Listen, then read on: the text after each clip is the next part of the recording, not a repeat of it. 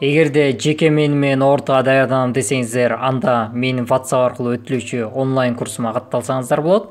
Менин WhatsApp номурум 0702 300 339. Теңдемелер системасы кошуу жолу. Мурунку сабакта биз кемитүү жолун үйрөнгөнбүз. Бул сабакта биз кошуу жолун үйрөнмөкчүбүз. Кошуу жолу менен теңдемелер системасын чыгарууда кемитүү жолунда эле алгач x'тин же y'тин коэффициенттерин бирдей кылып алуу керек.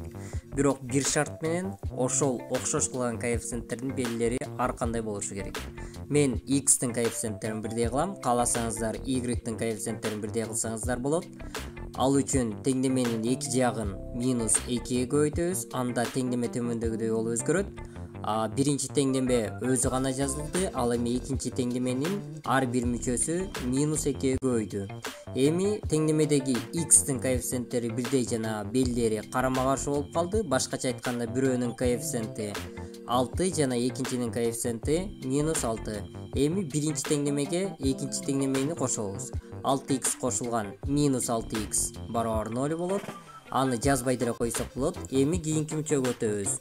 Y кошобуз 2y 3y болот. Эми кийинки мүчөнү карайбыз. 4кө кошобуз 14 18 болот. Эми бул кадимки теңдеме болуп калды. Бул жактан акыркы гана кадам калыптыр. Демек y'ти табуу үчүн 18ди 3кө бөлөбүз. Ошондо 6 болот. Эми ушул маанини биринчи же экинчи теңдемеге алып келип коебуз. Мен биринчи теңдемеге алып келип коем. Анда 6x кошулган 6 барабар 4. Эми белгилерди бир жака, белгисиздерди бир жака топтойбуз. Анда 6x барабар 4 -6.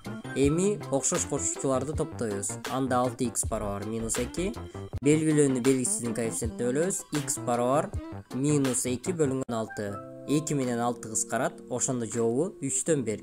Эми жообун тегерек кашага жазабыз. Биринчи x'тин маанисин, андан соң y'тин маанисин жазабыз. Эми ушул эле теңдемени y'тердин коэффициенттерин бирдей кылып чыгарабыз. Y'тердин коэффициенттери азыр бирдей болуп турат, башкача айтканда 1 жана белгилери да ар кандай. Демек дароо эле биринчи теңдемеге экинчи теңдемени кошобуз. 6x кошулган 3x барабар 9x болот. Эми кийинки мүчөгө өтөбүз. Y'ке кошобуз -y'ти 0 болот. Эми кийинки мүчөнү карайбыз. 4кө кошобуз -7-ни барабар -3 болот. Эми бул кадимки теңдеме болуп калды. Бул жактан акыркы гана кадам калыптыр. Демек x'ти табуу үчүн -3тү 9го бөлөбүз. Ошондо -3 бөлүнгөн 9.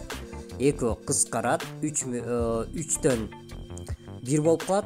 Эми ушул маанини биринчи же экинчи теңдемеге алып келип коебуз. Мен биринчи теңдемеге алып келип коем. Эми 6-ны -3төн 1ге көбөйтөбүз. Анда -2 плюс y барабар 4. Эми белгилерди бир жака, белгисиздерди бир жака топтойбуз. Анда y барабар 4 кошулган 6.